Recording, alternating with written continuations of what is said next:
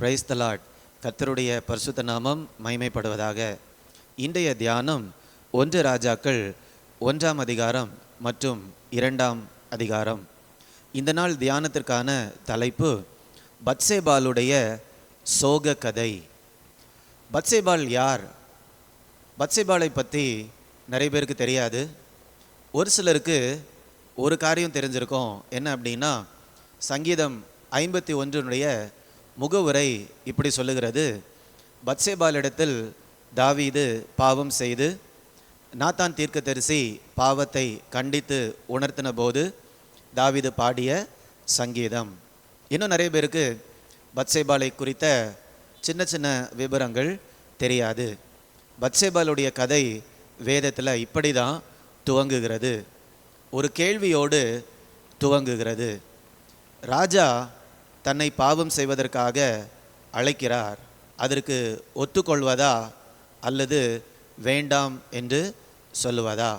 இப்படிப்பட்ட ஒரு கடினமான ஒரு தீர்மானத்தை எடுக்கக்கூடிய நேரத்தில் தான் பத்சேபாவை வேதம் நமக்கு அறிமுகப்படுத்துகிறது. இப்போ தாவீது கூப்பிடும்போது வேண்டாம் என்று சொன்னால் எதிர்காலம் எப்படி இருக்கும் என்றே தெரியாது. அவர் என்ன வேணாலும் செய்யலாம். ஏன்னா அவர் ராஜா கையில் அதிகாரம் இருக்கிறது. ஆனால் ராஜா கூப்பிடுவதற்கு சரி என்று சொன்னால் இன்னும் நிறைய பெரிய பிரச்சனைகளை சந்திக்க வேண்டியது இருக்கும். ஏன்னா பத்சேபாளுக்கு தெரியும் அது தேவனுக்கு விரோதமான காரியம். அது மாத்திரமல்ல, தன்னுடைய கணவனுக்கு விரோதமான காரியம், அது தனக்கே விரோதமான ஒரு காரியம். இப்படிப்பட்ட ஒரு சூழலில் ராஜாவுக்கு முன்பதாக ஒரு பலவீன பாண்டமாக பத்சேபாள் காணப்படுகிறதை பார்க்கிறோம். இந்த நாளிலும் கூட அநேக பெண்கள் இப்படி தான் பாதுகாப்பு இல்லாமல் சமுதாயத்தில் வாழ்கிறார்கள். அவங்க வேலை செய்யக்கூடிய இடத்துல பாதுகாப்பு இல்லை. அநேகருக்கு வீட்டில் பாதுகாப்பு இல்லை. தைரியமாக தீர்மானம் எடுக்க முடியாத நிலையில் அநேகர் காணப்படுகிறார்கள். ஆனால் தவறான தீர்மானங்களை எடுக்கும்போது அதன் மூலமாக அநேக பாதிப்புகள் வருகின்றன. சரீர பிரகாரமான பாதிப்புகள், சமுதாய ரீதியான பாதிப்புகள், உணர்வு ரீதியான பாதிப்புகள், இப்படிப்பட்ட அநேக பாதிப்புகள் தவறான தீர்மானங்கள் எடுக்கும்போது ஏற்படுகிறது. இந்த நாள் தியானத்தில் பத்சேபாள் இந்த இடத்துல தவறான தீர்மானத்தை எடுத்ததுனால உணர்வு ரீதியாக எப்படியெல்லாம் பாதிக்கப்பட்டார்கள் என்பதை தான் நம்ம தியானிக்க போகிறோம். 4 விதத்தில் பத்சேபாள் உணர்வு ரீதியாக பாதிக்கப்படுகிறதை பார்க்கிறோம். முதலாவதாக, தன்னுடைய கணவனுக்கு தெரியாமல் பாவம் செய்தபோது பத்சேபாளுக்குள்ளால் என்ன உணர்வுகளெல்லாம் வந்திருக்கும் என்று நீங்கள் நினைக்கிறீங்க? முதலாவதாக அவமானம். எந்த விதமான பாலியல் பாவத்தில் ஈடுபட்டாலும் அவமானம் வருகின்றது. இரண்டாவதாக குற்ற உணர்வு. ஏன்னா பத்சேபாள் இப்போ தேவனுக்கு விரோதமாகவும் தன்னுடைய கணவனுக்கு விரோதமாகவும் பாவம் செய்ததுனால பத்சேபாளுக்குள்ளால் இந்த ஒரு குற்ற உணர்வு ஏற்பட்டிருக்கும். மூன்றாவதாக அழுகை, கண்ணீர். நான்காவதாக ஒரு விதமான பயம். நான் செஞ்ச இந்த செயல் கணவனுக்கு தெரிஞ்சிச்சுன்னா, மற்றவங்களுக்கு தெரிஞ்சிச்சுன்னா என்ன நடக்க போகிறதோ அப்படிங்கிற ஒரு உள் பயம். அடுத்ததாக ஒரு கோபம். யார் மேலே? ராஜா மேலே. ஏன் இஸ்ரவேலை ஆளக்கூடிய ராஜா என்னோடு இப்படி தவறாக நடந்து கொண்டார்கள் என்று ராஜா மேலே ஒரு கோபம். இப்படிப்பட்ட உணர்வுகள் பத்சேபாளுக்குள்ளாக வந்திருக்கும். எப்போ? கணவனுக்கு விரோதமாக பாவம் செய்தபோது. இரண்டாவதாக, அவருடைய கணவன் மரித்து விட்டார் என்பதை கேள்விப்பட்ட போது பத்சேபாளுக்குள்ளால் என்னென்ன உணர்வுகளெல்லாம் ஏற்பட்டிருக்கும் என்று நீங்கள் நினைக்கிறீங்க? முதலாவதாக ஒரு பெரிய இழப்பு. நான் கணவனை இழக்கிறதுன்னு சொல்கிறது அது ஒரு தாங்க முடியாத ஒரு பாரம். அதை தான் பத்சேபாள் இந்த இடத்துல அனுபவித்திருப்பாள். அடுத்ததாக ஒரு உதவியற்ற ஒரு நிலை.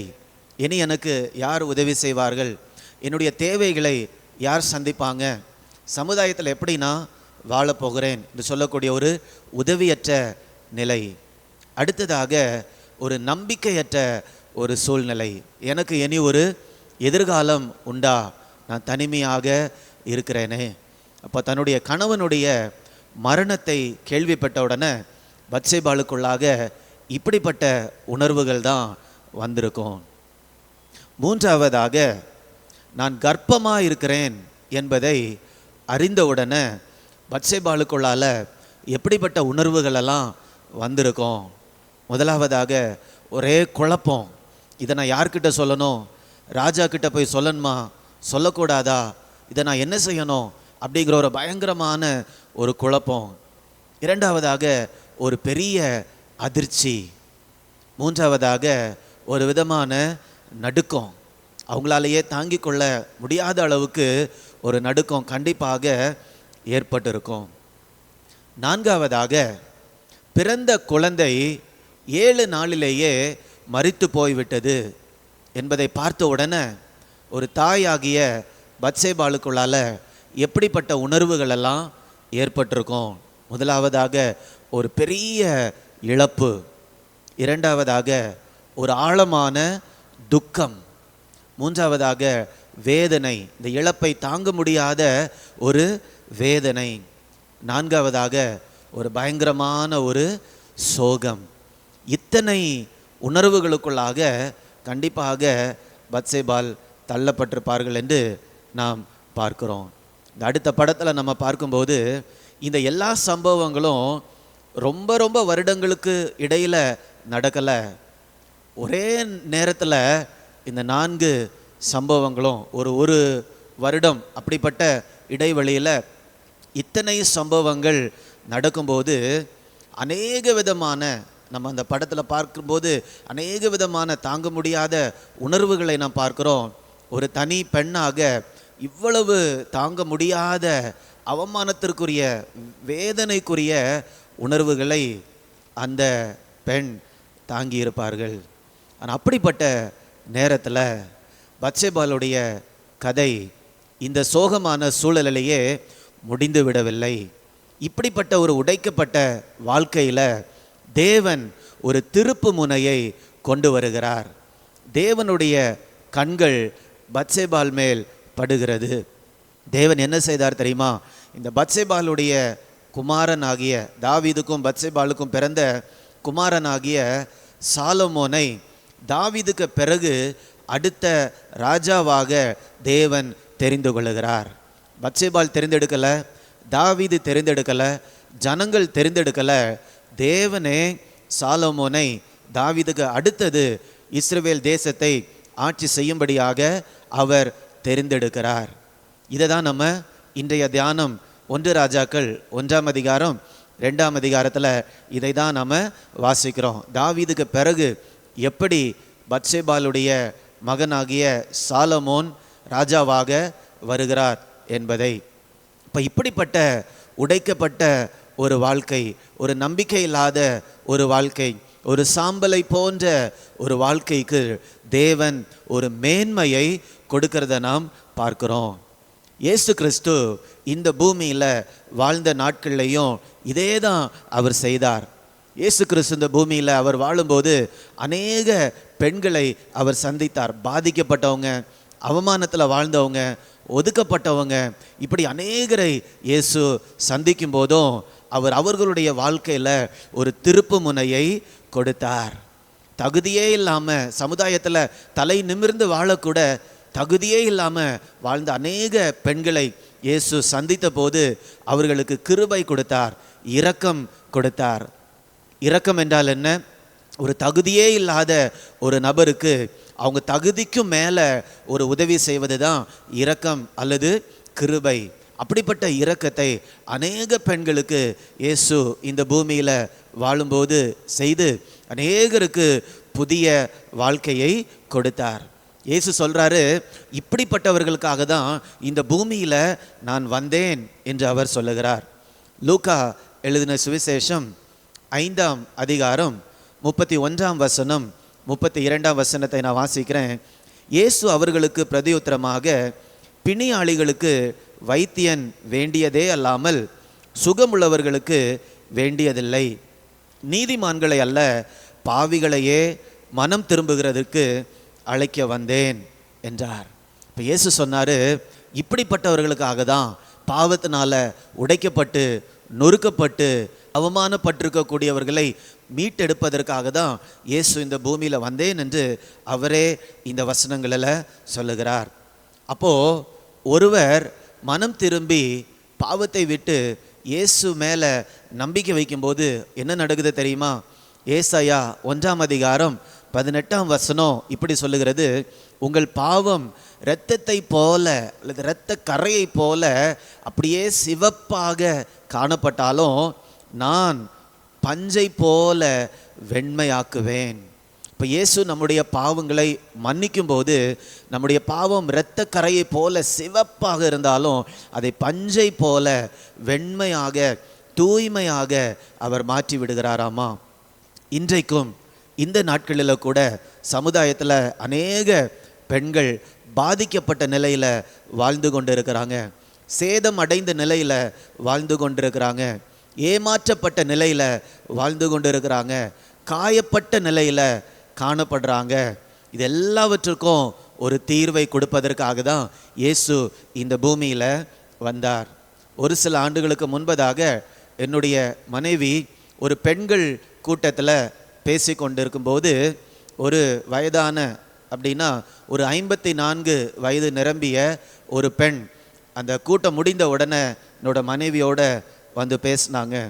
அவங்க சொன்ன காரியம் என்ன அப்படின்னா, என்னோட சின்ன வயசில் நான் ஒரு கரு கலைப்பு செய்தேன்.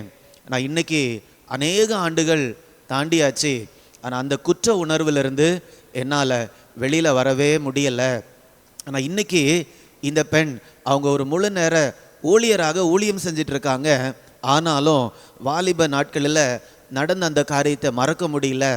அதனால வந்த அவமானம், குற்ற உணர்வு இன்றைக்கும் என் முன்னால் இருக்குது.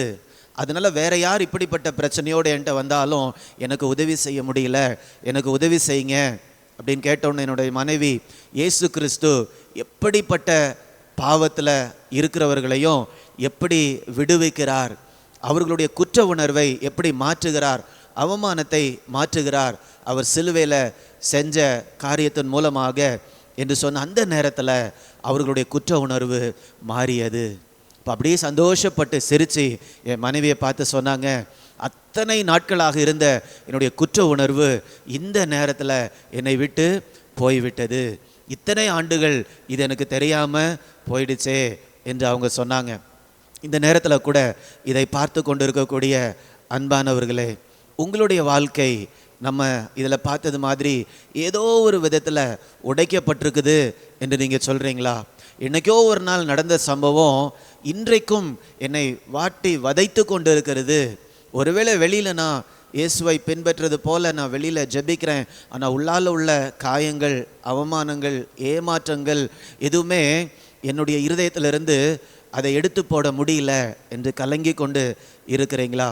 எப்படிப்பட்ட நிலைமையில் இருந்தாலும் இயேசு பத்சேபாலுடைய வாழ்க்கையில் நம்ம பார்த்தோம் இல்லையா, பத்சேபால் எவ்வளவு உணர்வு ரீதியாக பாதிக்கப்பட்டிருந்தாங்க, எப்படிப்பட்ட அவமானங்களை சகித்துட்டு இருந்தாங்க. அப்படிப்பட்ட ஒரு நபரை தேவன் தெரிந்தெடுத்து பெரிய ஒரு மேன்மையை பத்சேபாலுக்கு கொடுத்தது போல உங்களுக்கும் அவர் கொடுப்பார். இயேசு மேலே விசுவாசம் வைக்கும்போது வாழ்க்கையை அப்படியே மாற்றி விடுவார். இருதயம் காயப்பட்டிருந்தாலும் சரி, எத்தனை துண்டு துண்டாக உடைக்கப்பட்டிருந்தாலும் சரி, இயேசு அந்த துண்டுகளை எல்லாம் சேர்த்து இருதயத்தை புதிதான இருதயமாக மாற்றி ஒரு சிறந்த மேன்மையான மகிமையான எதிர்காலத்தை அவர் கொடுப்பார். புதிய ஏற்பாட்டில் படிக்கும்போது மகதலேனா மரியாள் என்று சொல்லக்கூடிய ஒரு நபரை இயேசு சந்தித்தார். அந்த பெண்ணுக்குள்ளாக 7 பிசாசுகள் இருந்ததாமா. ஆனால் இயேசுவை சந்தித்த மாத்திரத்தில் அந்த 7 பிசாசை துரத்தி ஒரு புதிய வாழ்க்கையை இயேசு கொடுத்தார், ஒரு புதிய எதிர்காலத்தை கொடுத்தார். இந்த நாளிலேயும் இயேசு அப்படிப்பட்ட காரியங்களை செய்து கொண்டிருக்கிறார். ஏனென்றால் இந்த பூமியில் வாழ்ந்த இயேசு அவர் நம்முடைய பாவங்களுக்காக, காயங்களுக்காக, வேதனைகளுக்காக, அவமானத்திற்காக அவர் சிலுவையில் மரித்தார். ஆனால் 3ஆம் நாளில் அவர் உயிரோடு எழும்பினார். உயிரோடு எழும்பின இயேசு இன்றைக்கும் உயிரோடு இருக்கிறார். அவர் என்ன செய்து கொண்டு இருக்கிறார் தெரியுமா? இருதயங்களை புதிதாக மாற்றி கொண்டிருக்கிறார், வாழ்க்கைகளை மாற்றி கொண்டிருக்கிறார். நீங்களும் கூட இந்த நேரத்தில் இயேசுவே என்னுடைய வாழ்க்கையும் கூட மாற்றுங்க, எனக்கு ஒரு நல்ல எதிர்காலத்தை தாங்க, இருளாக இருக்கக்கூடிய என்னுடைய எதிர்காலத்தை மாற்றி ஒரு வெளிச்சத்தை தாருங்க என்று கேட்பீங்கன்னா இயேசு உங்கள் வாழ்க்கையிலையும் அப்படிப்பட்ட ஒரு அற்புதத்தை செய்வார். என்னோட கூட சேர்ந்து ஜெபிப்பீங்களா? அன்பின் பரலோக பிதாவே, இந்த நல்ல நாளுக்காக உமக்கு நன்றி செலுத்துகிறேன் அப்பா. இந்த நேரத்தில் கூட இதை பார்த்து கொண்டிருக்கக்கூடிய ஒவ்வொருவருக்காக ஜெபிக்கிறேன். ஏதோ ஒரு தேவையோடு, சரீர பிரகாரமான தேவையோ, உணர்வு ரீதியான தேவையோ, எந்த விதமான ஒரு தேவையோடு இதை பார்த்து கொண்டிருக்கக்கூடிய ஒவ்வொருவருக்காக ஜெபிக்கிறேன் அப்பா. தேவையுள்ள இடத்துல எங்களை சந்திக்கக்கூடிய தேவனாக இருக்கிறீர். இந்த நேரத்தில் வேதனையோடு இதை பார்த்து கொண்டிருக்கக்கூடிய ஒவ்வொருவரையும் இயேசு, உயிர்த்தெழுந்த இயேசு, நீங்கள் சந்திக்கும்படியாய் ஜெபிக்கிறேன். அவங்க இருக்கிற இடத்துல ஆண்டவர் அவர்களை சந்திங்க, அவர்களுடைய சூழல்களை மாற்றி கொடுங்க, மனக்காயங்களை, இருதய காயங்களை ஆண்டவர் மாற்றி கொடுத்து ஒரு புதிய இருதயத்தை கொடுங்க, புதிய வாழ்க்கையை கொடுங்க, புதிய எதிர்காலத்தை கொடுத்து ஆசீர்வதிங்கப்பா. ஒவ்வொருவரையும் சந்தோஷத்தினால நிரப்புங்க, ஒரு நம்பிக்கையினால நிரப்புங்க. அப்படி இயேசு ஒவ்வொருவரையும் ஆசீர்வதித்தபடியால் உமக்கு நன்றி. மீட்பர் இயேசுவின் மூலம் கேட்கிறேன் நல்ல பிதாவே, ஆமேன், ஆமேன். God bless you. God bless you.